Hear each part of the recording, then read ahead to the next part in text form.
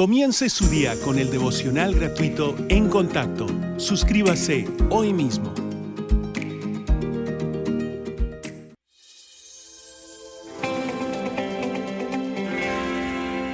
Cuando usted piensa en Dios, ¿en qué piensa? ¿Lo ve como un gran abuelo allá arriba, como dicen, presto a bendecirle? ¿O un juez en su trono, listo para, de algún modo, atormentarle? ¿Cuál es su imagen de Dios? Me imagino que dice, no creo en Dios. Usted sí cree. Quizás no esté dispuesto a admitirlo. Y la razón por la que no lo admite es porque no le gusta la idea de cómo cree que tendría que vivir si creyera en Dios.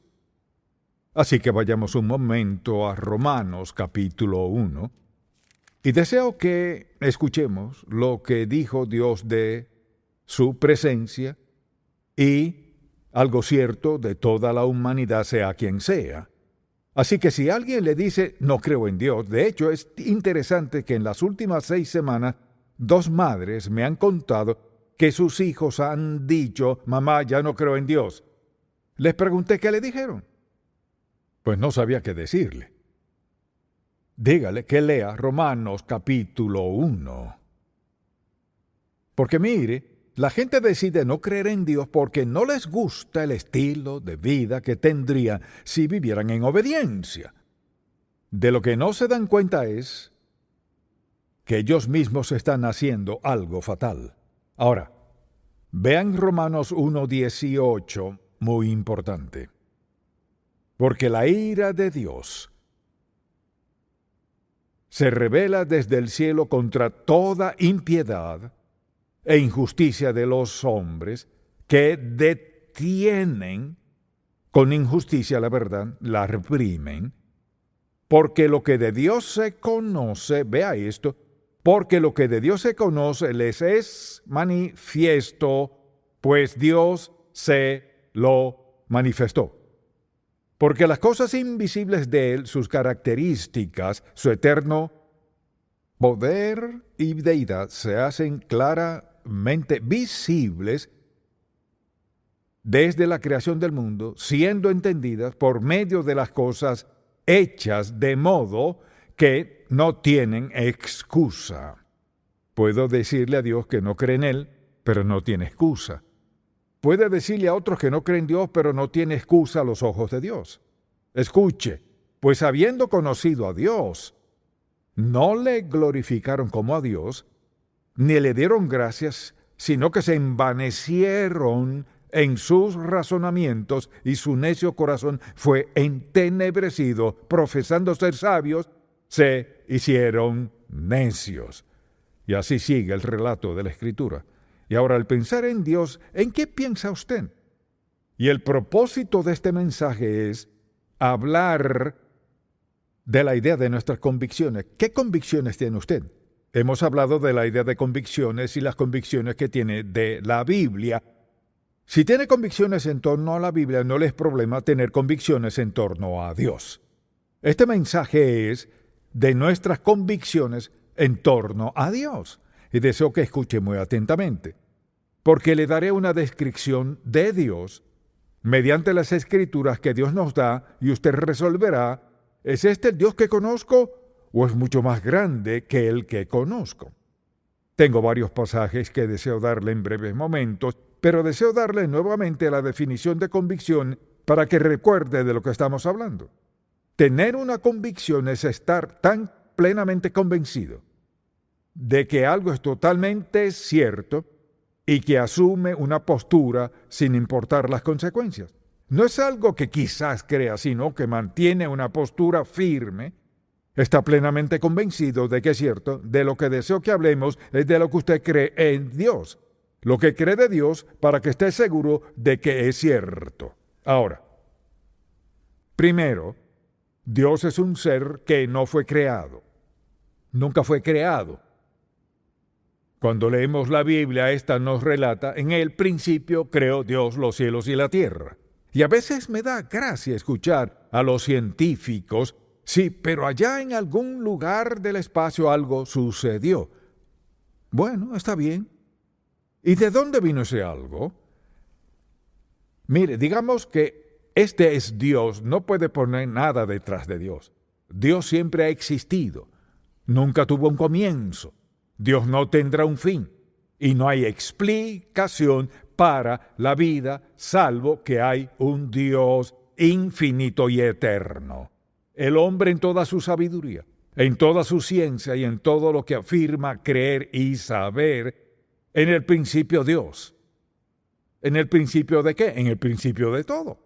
Y no puede ir detrás de eso porque no hay nada detrás. Dice la Escritura, por ejemplo, en el Salmo 90, versículo 2, antes que naciesen los montes y formases la tierra y el mundo, desde el siglo y hasta el siglo, tú eres Dios. Así que primero hay que resolver el hecho de que hay un Dios. Y Él es Dios eterno. Dios no fue hecho ni creado, siempre ha estado allí. Alguien dirá, esto supera mi imaginación y mi comprensión. Un momento, vamos a ver un versículo que contesta su duda.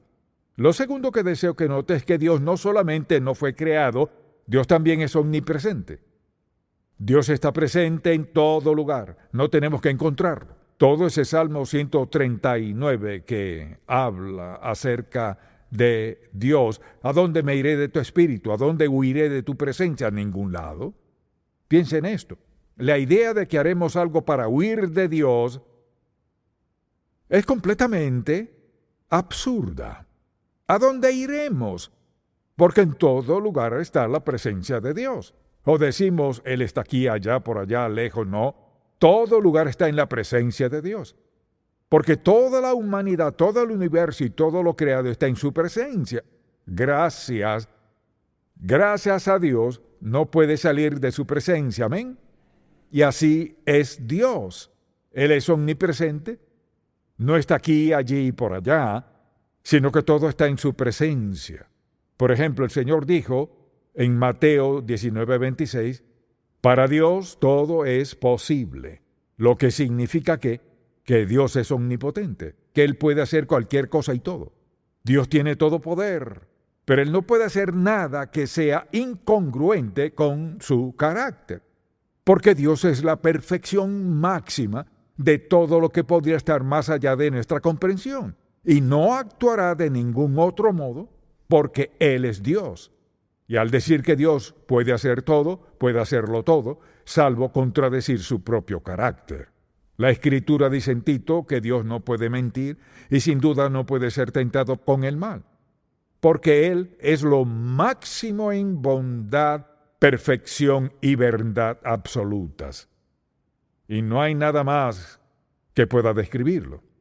Alguien dirá, bueno, no sé si puedo captar todo eso. Si pudiéramos comprender totalmente quién es Dios, lo bajaríamos a nuestro nivel. Nunca podremos comprender cabalmente todo lo que Él es, pero es interesante que la Biblia me dice todo lo que necesito saber de Dios. Y Dios es omnipotente, tiene todo poder, no puede ser tentado por el mal ni mentir. Y Dios es omnisciente. Él sabe todo, sobre todo, acerca de todo. Sabe de todo lo que existe y lo que ha sucedido sin sorpresas. Ahora, de vez en cuando alguien dice, tengo una pregunta. ¿Qué de tal cosa? Si Dios fuese Dios, ¿qué me dice de esto? Así que le invito a acompañarme a Deuteronomio 29:29. Si me escucha, diga amén. Las cosas secretas pertenecen a Jehová nuestro Dios, mas las reveladas son para nosotros y para nuestros hijos para siempre, para que cumplamos todas las palabras de esta ley. ¿Qué está diciendo? Hay cosas que Dios no nos dirá. Alguien dirá, antes de creer en Dios tengo que saberlo todo, pues olvídelo. Porque hay ciertas cosas que Dios no nos dirá. Ahora piénselo un momento. ¿Por qué Dios no habría de decirnos ciertas cosas?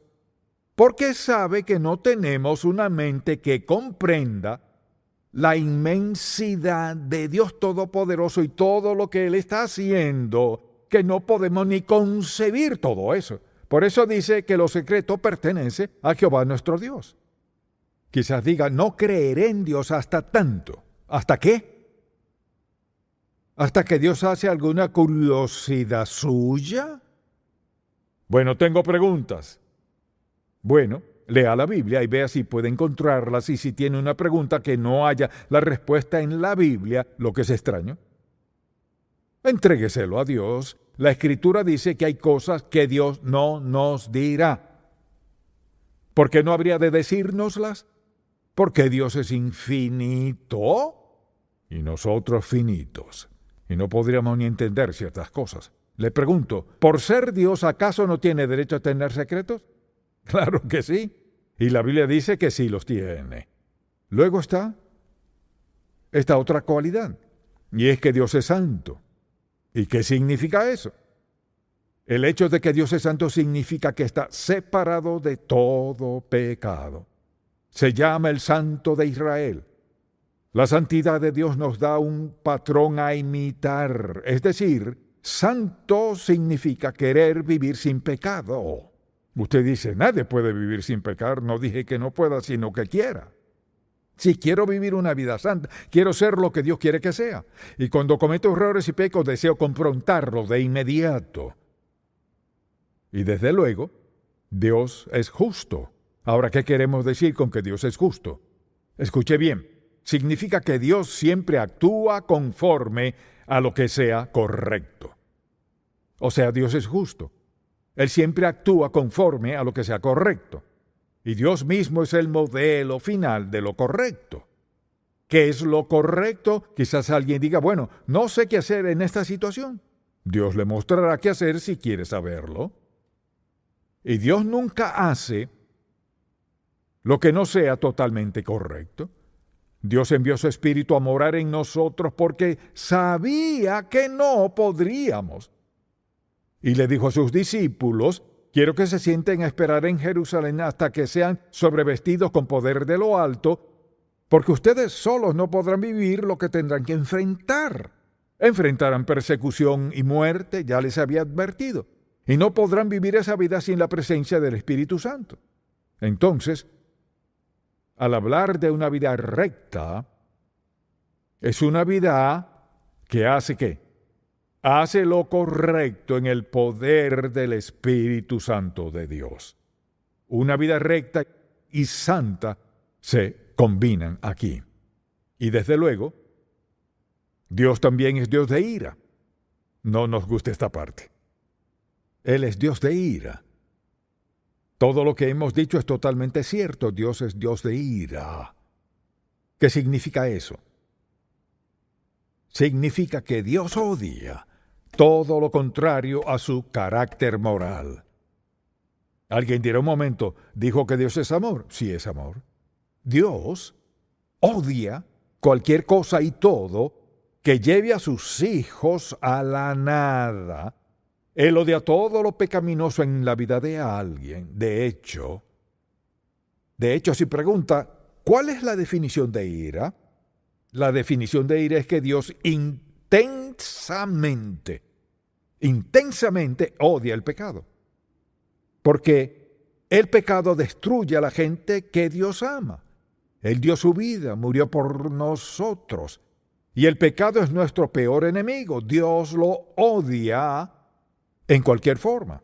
Y dice, por ejemplo, en Juan capítulo 3, 36, en este tercer capítulo de Juan, la gente dice, oh, me encanta ese capítulo, Juan 3, 16, ve el último versículo.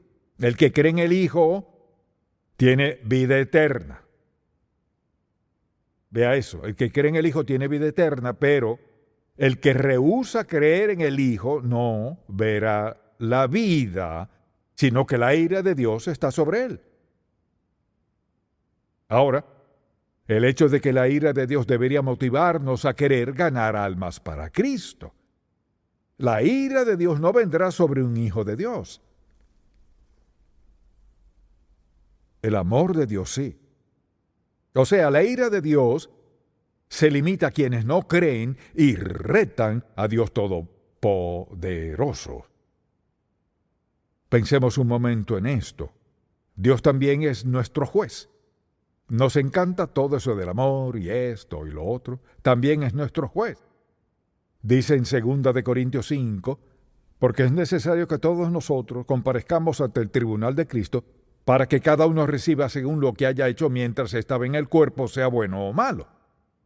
Aquí nos referimos a los creyentes, no hablamos de quienes no creen. Ese es un juicio aparte. Todos los cristianos un día estaremos frente al Señor Jesucristo y daremos cuenta de nuestra vida. Mire, esa no es la ira de Dios, pero seremos juzgados por cómo vivimos. ¿Qué hicimos con la bondad, el amor, la amabilidad y las oportunidades que Dios nos dio? No sufriremos su ira, pero lo que deseo que veamos es que Dios es nuestro juez, que daré cuenta por la vida que he vivido. Ahora mire, podría predicar un mensaje entero de esto, pero Dios nos juzgará conforme a, ponga atención, sobre cuánta verdad escuchamos, cuánta oportunidad tuvimos y qué hice con esa verdad, qué hice con esa oportunidad. Pero no es un juicio de crueldad ni un juicio de ira. Es un juicio de recompensas. A eso vamos, es decir, seremos juzgados por cómo vivimos y recompensados en conformidad. Este no es el juicio de los impíos, el juicio de ira. Es el juicio en que seremos recompensados. Así que cuando alguien dice, bueno, sabes, no sé lo que hará Dios conmigo en el juicio, le diré lo que hará. Dios le amará y le recompensará conforme a cómo haya vivido. Y cuando alguien dice, soy salvo, y eso es lo único que importa para llegar al cielo, no es lo único que importa. Claro que no es lo único importante. Vayamos al siguiente punto, y es que Dios es galardonador. Le invito a 1 Corintios y veámoslo por un momento. 1 Corintios capítulo 3, porque es una buena explicación de lo que estamos diciendo. Comencemos en el versículo 10. Conforme a la gracia de Dios que me ha sido dada, yo como perito arquitecto puse el fundamento y otro edifica encima. Se refiere a que alguien predica el evangelio y alguien más viene a ayudar. Pero cada uno mire cómo sobreedifica. Porque nadie puede poner otro fundamento que el que está puesto, el cual es Jesucristo. Y si sobre este fundamento alguno, hombre o mujer, edificare oro, plata, piedras preciosas, madera, heno, hojarasca, la obra de cada uno se hará manifiesta, porque el día la declarará, pues por el fuego será revelada. Esa es la gran y maravillosa sabiduría de Dios. Y la obra de cada uno, cual sea, el fuego la probará. Así es como Pablo describe el juicio.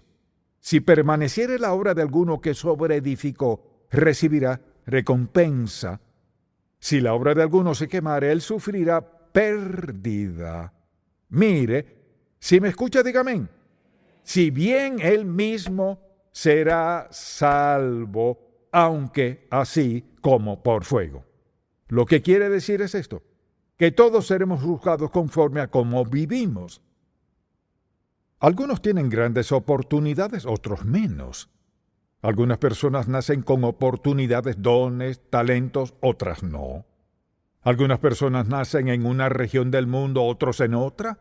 Todas esas diferencias en el juicio de Cristo, Dios sabe todo lo que necesita saberse de nosotros.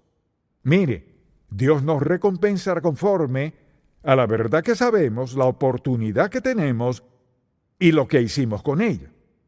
Así que volvamos a los atributos de Dios. El último es que Dios es digno de adoración. Y en Colosenses 3:16 escuché esto: la palabra de Cristo mora en abundancia en vosotros, enseñándoos y exhortándoos unos a otros en toda sabiduría, cantando con gracia en vuestros corazones al Señor, con salmos e himnos y cánticos espirituales. De eso se trata la adoración. Ahora, le he dado un pequeño discurso teológico para que si alguien le dice, bueno, ¿qué cree de Dios?, puede contestarle y pueda repasar la lista. Mire, debe grabarse esto en su mente. No es solo un sermón que escribe en un papel y lo coloca en algún lado. Debe grabarlo en su mente. Se trata de lo que cree usted del Dios Santo. Lo que cree del Dios del universo, el Dios que está en control de todo, cómo piensa en torno a Él. y debería estar dispuesto de forma valiente, cortés y con gozo a decirle a alguien a cualquier hora o lugar: sí, creo que Jesucristo es el Hijo de Dios, sí, creo lo que dice la Biblia, sí, le sirvo a Él. No puedo hacer eso porque quiero vivir como agrada a Dios. Es hora de que dejemos de avergonzarnos por ser cristianos y digamos: no, eso no cuadra con mi estilo de vida. ¿Y cuál es tu estilo de vida? Quiero vivir en santidad. ¿Y de dónde sacaste eso? De la palabra de Dios. Y ese será el fin de la conversación. Ahí terminará.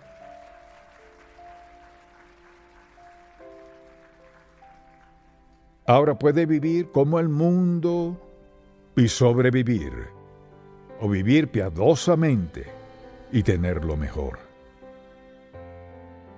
Padre, te amamos y alabamos por tu paciencia, tu bondad, tu perdón, por la gran verdad que nos das en tu palabra. Te pido que todo el que escuche este mensaje sea lo suficientemente sincero para verse y verse a la luz de lo que nos enseñas en tu preciosa palabra, y tome la sabia decisión de aceptar a Cristo como su Salvador. Te amamos, bendecimos, alabamos, en el nombre de Jesús. Amén.